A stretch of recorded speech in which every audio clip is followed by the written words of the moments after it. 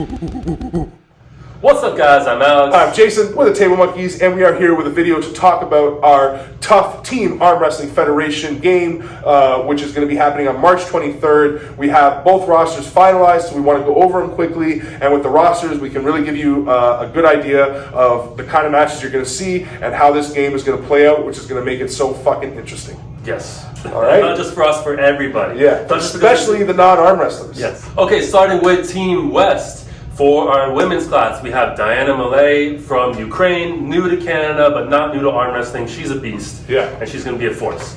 In our lightweight 175 class, we have two teammates, Dan Belfay and Matt Hamlin. Dan, obviously a WL guy, and Matt doing super well in Ontario arm wrestling as of late. Yep. Two great lightweights and teammates. Into our middleweight class, we start getting really up there in terms of caliber. We've got Shay Dickey, we've got Joseph Spoljar, and Eddie Arujo, who's Tail Monkey, so we love him. Yeah. And he's also a super great arm wrestler. Joseph Spoljar, super dominant in Ontario arm wrestling.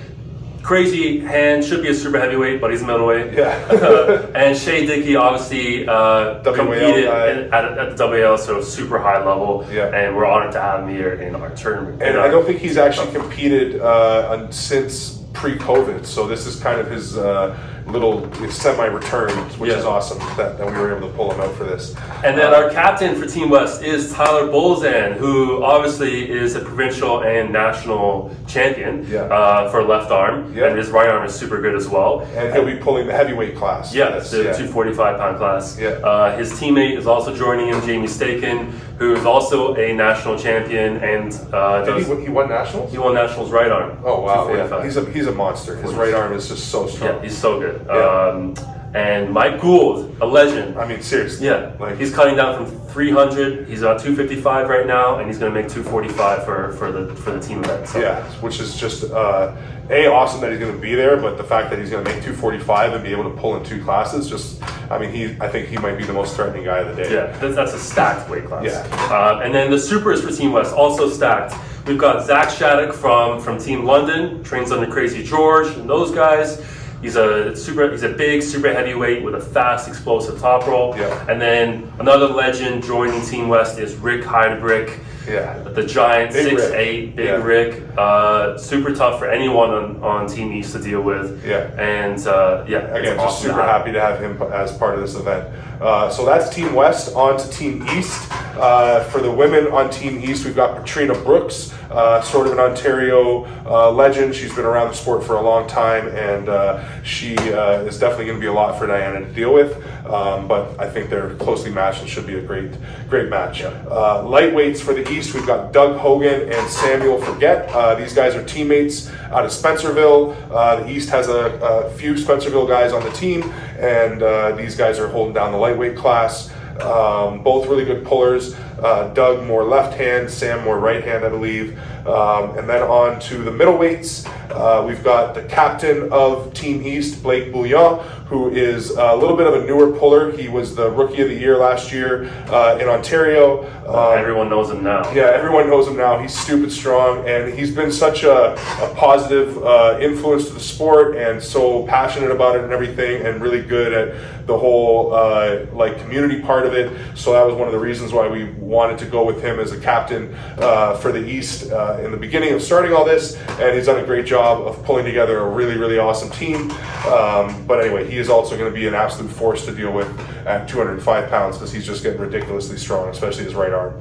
And in the middleweights with him, he's got Tyler Grisier, who's another Spencerville boy, really dominant left arm, tall top roller guy, and then Chris Doucette from the Picton and Belleville area, right? Yeah, Kingston Kingston area. Trained a lot with Mike Gould, still does, I believe.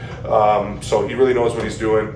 And another dominant guy at the middleweight. So the middleweight classes on both sides stacked. And then the heavyweights, leading the heavyweight charge on the West, Alan the Hitman Ford, which we again super happy to have a legend like him participating in this team event for us. He definitely is a huge threat and makes the East, a very formidable team.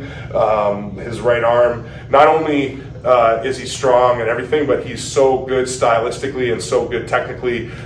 He's going to be a great energy on that team for making good decisions and making the right choices against different pullers, not just for himself, but for his teammates.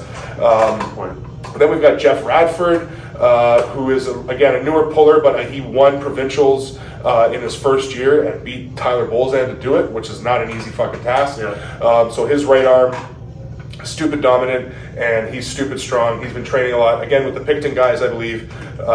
So if he's coming in shape, he's going to be a lot to deal with. And then another Spencerville boy, another Tyler Thompson. He's a bigger boy for the 245. He's about like 6'3", and going to have to make weight to make 245, a dominant left arm. But he rounds out the heavyweight class pretty well for the East. And then on to the super heavyweights, the big boys of the day, definitely the biggest boy of the day. Super excited to have Ian Carnegie as part of this team. Again, the Grippler. And he's been a huge help. He really loves this concept. He loves the idea, everything about it, and he loves innovating arm wrestling. Yeah, innovative arm wrestling in just in general, right? And so he was a big force on helping to get guys like Alan and Mike and Rick to be a part of this whole thing. So super excited to have him on board and super grateful for all his support so far with this event. And then last but not least, the leader of the Spencerville boys, and I think as much as Blake is the captain, I feel like on the day of, Jeff will kind of be the coach because he's very savvy with the techniques and the planning and strategies of arm wrestling. If you're an OG arm wrestler, you'll know him from the Devon videos and back in the Arm Wars days on top of the old Devon videos. Like, this guy's an OG. Jeff Slater, been around forever, and yeah, like I said, I think as much as he's a dominant left-hand puller and a very qualified arm wrestler all around, his contributions as far as coaching and strategies and everything is, I think, where he's really gonna shine and give the East their edge. So you can already see there's a lot of cool matchups that are coming into play. Obviously, the supers are what are gonna blow everyone's minds when we get Ian and Rick and Jeff and Zach. But the heavyweights can pull up a class, so they can go up to supers, which might be a good idea because Ian's got the winning record on Rick for, you say, last 10 years, right? For a long time, right arm. So maybe Rick's not the answer. Maybe they throw in Jamie because Jamie's got a ridiculous hook. So Jamie goes in and slows down Ian, and then next time Rick can go and face him, and he has a lot more to deal with now because Ian's been slowed down. Right, there's a lot of different strategies that can be employed here, which is the job of the coaches to strategize and pick the right person for the job, right? And the way it works again is that there's 8 matches selected over 8 rounds. So fatigue is going to play a factor, but you could end up having 8 super heavy right-hand matches. So as dominant as Ian is against Rick, is he going to be able to dominate him 8 times in a row? Not really sure. And also, like Alex said, if the second or third pull in, you give Rick a rest and you pull Jamie up because his hook is so strong that now Ian's arm is slowed down a bit. Now all that stuff starts to really matter. And you don't know how many matches there's going to be until the actual game is over. So you have to plan as if the next round you're going to have another match, the next round you're going to have another match, and then the round that you don't have a match is kind of the round you get a rest. So all that is going to play out really, we think, interesting, and also because the matches are scored with a point system, not just win-loss, that also will have a factor where you might be willing to take a loss if you know, like, again, maybe Jamie doesn't expect to beat Ian, but he knows that he's going to make it a grinder, he's going to get a foul, he's going to do something to make Ian foul or whatever, and like try to make it just a war of a match. And even if he loses, but Ian only scores 4 points or whatever because of how the fouls work out, it leaves opportunities later on to, again, with strategic choices, make those points back, right? So, and then the heavyweight class is super tight as well. Obviously, Alan Ford, you might give him the edge for right-handed matches against Tyler, Jamie, and Mike. But left hands, the Team West with Tyler and Mike and Jamie, they're super strong, right? So that kind of balances it out. And then And then again, stylistically, like the heavyweights, Tyler and Jamie, and even Mike, right-handed, are more, they like to pull hook more, which is like the perfect thing for Alan. If Alan has somebody trying to hook him, he's going to probably destroy that guy. So again, this might be a situation where Joseph, because he's got such a dominant hand, he might want to pull up against Alan because he's a better choice stylistically for Alan than Tyler or Jamie might be, right? So yeah, and then again, because Tyler, Jamie, and Mike are all really good left-handed, and there's our supers Rick and Zach aren't known for their left hands. Maybe those guys pull up and try to face Ian and Jeff left hand. Exactly, yeah. Like Mike, for example, Mike would be a great choice with Tyler. Can probably dominate the left hand matches for the heavyweights. Let Mike pull the left hand matches for the supers. Like all these things could happen, and that's again what we think is going to make this concept so interesting. We've also got a full operational scoreboard that has been designed and programmed for us, and that is really going to add to the energy and the feel of this.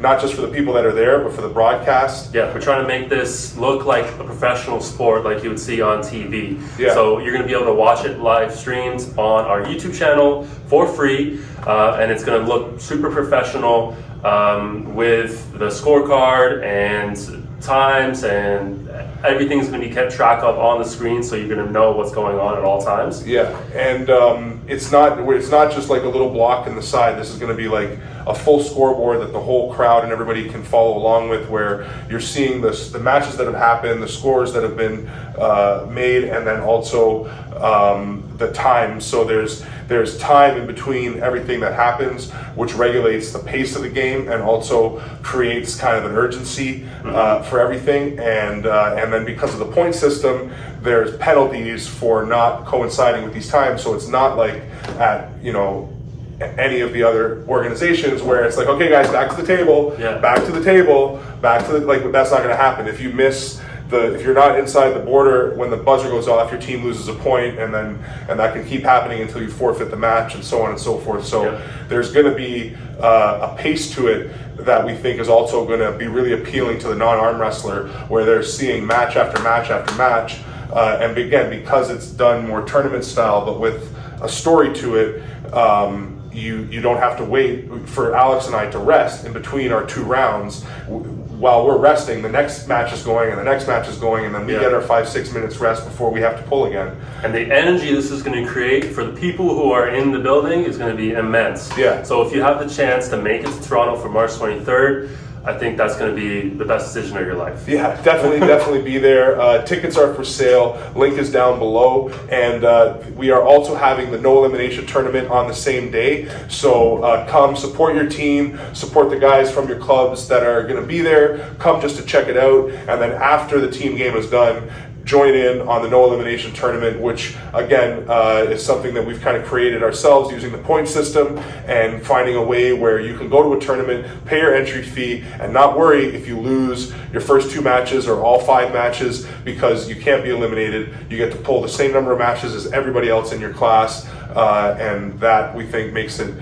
more fair, more fun, and just an overall enjoyable tournament. So come watch the team game, come participate in the tournament. Tickets down below. Like, comment, subscribe. All the things. And